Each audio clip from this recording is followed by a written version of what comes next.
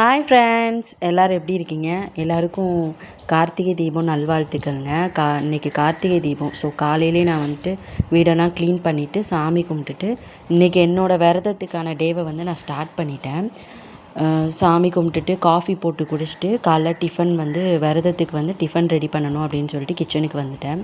இன்றைக்கி வந்துட்டு என்ன டிஃபன் அப்படின்னு பார்த்தீங்கன்னா, இட்லியும் கார சட்னியும் பாசிப்பருப்பு சாம்பாரும் தாங்க வைக்க போகிறேன்.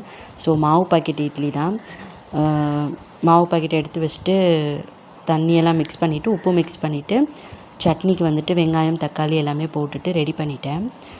இன்றைக்கி வந்துட்டு நேற்று வந்து பரணி தீபங்க. இன்றைக்கி வந்துட்டு கார்த்திகை தீபம். நாளைக்கு வந்துட்டு பெருமாளுக்கு தீபம் போடுவாங்க. ஸோ நீங்கள் எப்படி ஃபாலோ பண்ணுறீங்க? நேற்று பரணி தீபம் போட்டிங்களா அப்படின்னு சொல்லிட்டு எனக்கு மறக்காமல் மெசேஜ் பண்ணுங்கள். நானும் பரணி தீபம் போட்டேன், வீடியோவும் எடுத்திருக்கேன். நான் உங்கள் கூட ஷேர் பண்ணுறேன். குக்கிங் ஒர்க்கெல்லாம் முடிச்சுட்டு நான் பாப்பா மாமா எல்லோரும் உட்காந்து சாப்பிட ஆரம்பிச்சிட்டோம். இன்றைக்கி அவங்க லீவ் போட்டாங்க. ஸோ இன்றைக்கி விரதம் அப்படின்றனால இலை கொண்டு வந்திருந்தாங்க. ஸோ இலையிலே சாப்பிட்றலாம் அப்படின்னு சொல்லிட்டு க்ளீன் பண்ணி எடுத்து வச்சுட்டேன்.